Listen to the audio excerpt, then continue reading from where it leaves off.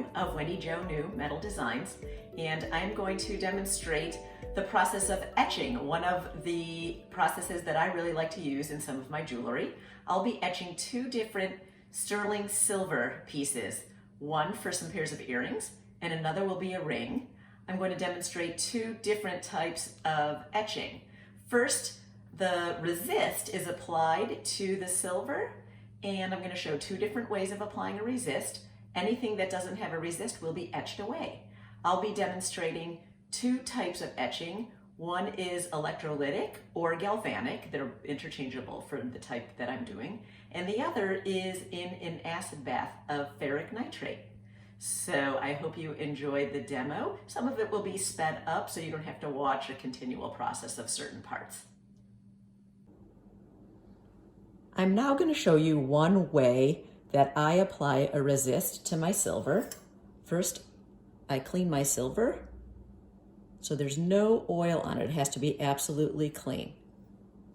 I also have a pattern that I printed on a laser toner printer. The laser toner acts like little teeny plastic particles that with heat will get affixed to my silver.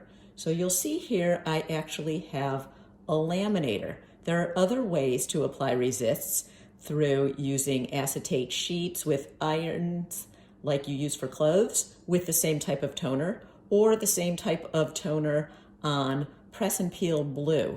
This process I have found to be a sure way that it always works, and it's actually less expensive. I have to use a glossy type copy paper, but it works. So I'm going to show you. I have to run this through, it's on the highest setting, 7 to 10 times for it to get affixed. So what I do, I'll take it, put it face down on the silver. If this were writing or something that I needed to have read a certain way, the image has to be reversed so that when it's placed down, it will then read the proper way. This is just a graphic, so it doesn't make much difference, but I did flip it because I like this direction, the way it will show. So here I go. I start in the middle and work at different heat points because the silver does cool it off each time I set it through.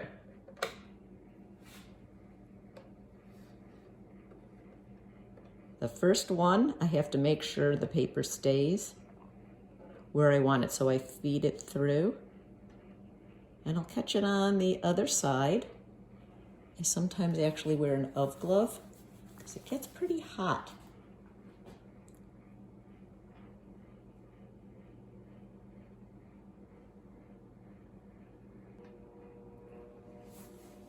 So I go through this 7 to 10 times. I'll do 10 just to make sure it's really affixed. The nice thing sometimes with using the acetate, if it's writing or something I need really positioned, I could see through it of where that toner is going to sit. With this, it fits perfectly on the silver.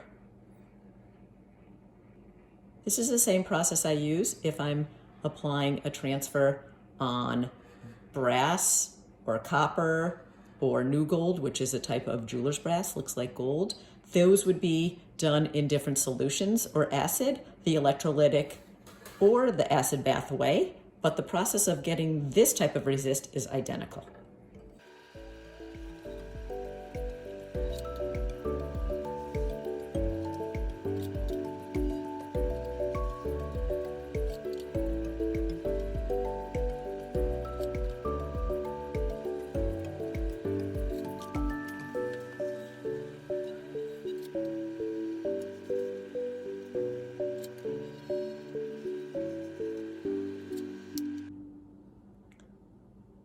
Now that the transfer is applied and it's stuck to the silver, I need to get it off the silver. So what I do is just plunk it down in water and let it soak for a while, and that will lift off, which you'll see soon enough.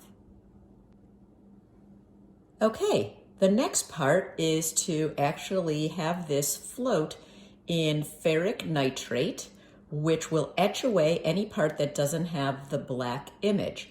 But at first I have to, on the back, protect it. Otherwise, if some of the acid got on that, it would etch the back part too. You'll see it's the nice image, black and white, and you see a light white fuzz. That's a little bit of extra paper that stays only on the image part. The rest is just the silver. So what I do, I'll use duct tape. It's good for lots of things. And tear off a piece.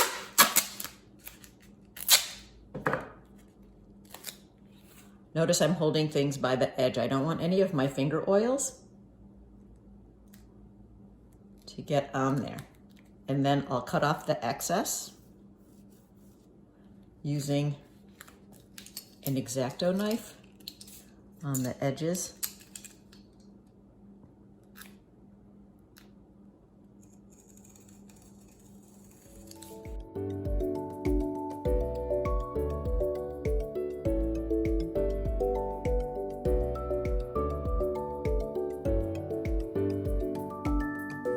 So here it is.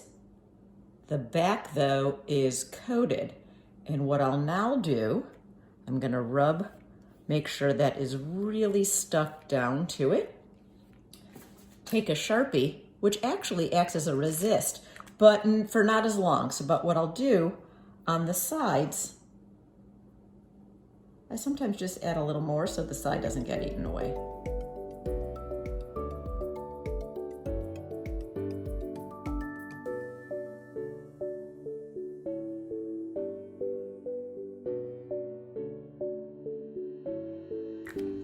Then, with a hot glue gun, apply some glue to the back pretty quickly. I don't want this to start hardening. And take styrofoam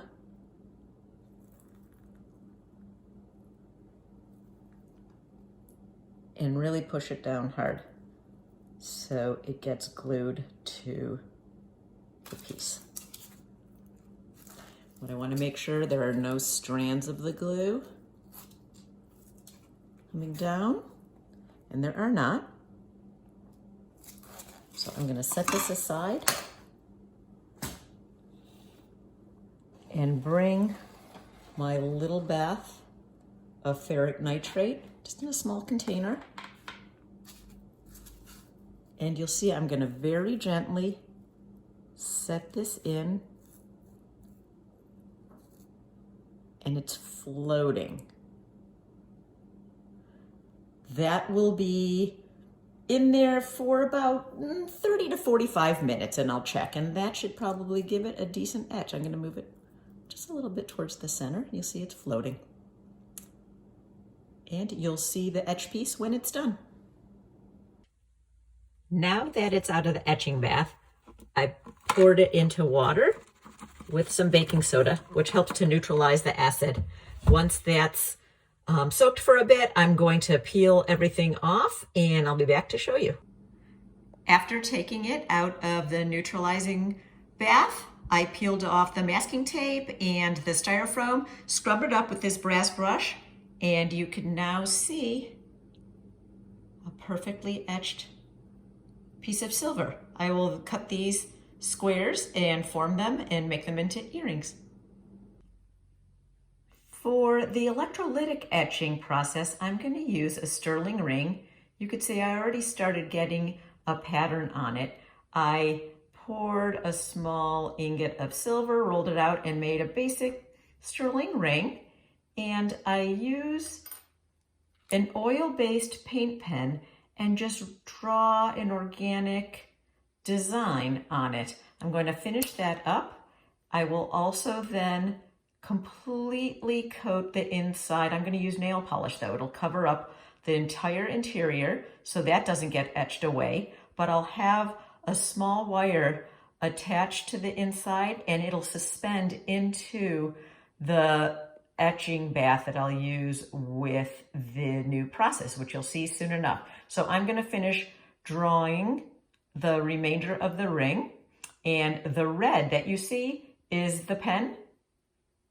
That's the resist. So everything that's silver, just like the other example that I did, will be etched away somewhat. Okay, now the ring is fully coated in a design. You'll see the inside is protected. I use nail polish, and you'll see a wire is attached so the ring can be suspended. Now what I have here is a battery charger that doesn't have an auto shut off. I have a solution of cupric nitrate. That's what the ring is going to be suspended in. I also have a piece of copper that I will be putting into here. I'm going to attach the negative lead cathode to that piece of copper. I then have a piece of brass tubing. It could be any metal that acts as a conductor. And what I'm going to do is hang the ring. It's going to suspend from the rod. When the anode, the positive lead,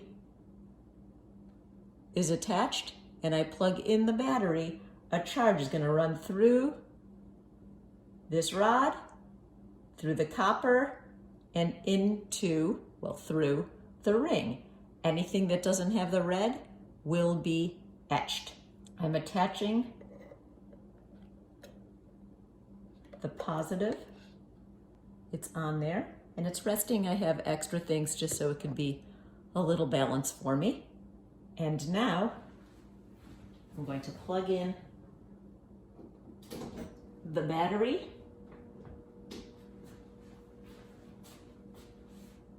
You can see, I'll move this back.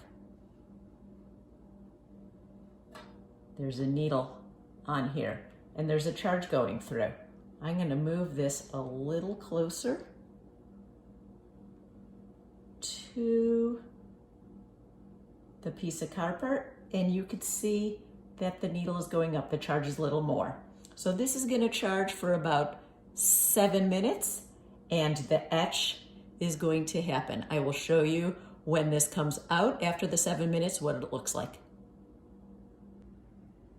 All right, after 7 minutes, I now take out the ring and you can see the red resist is still on there.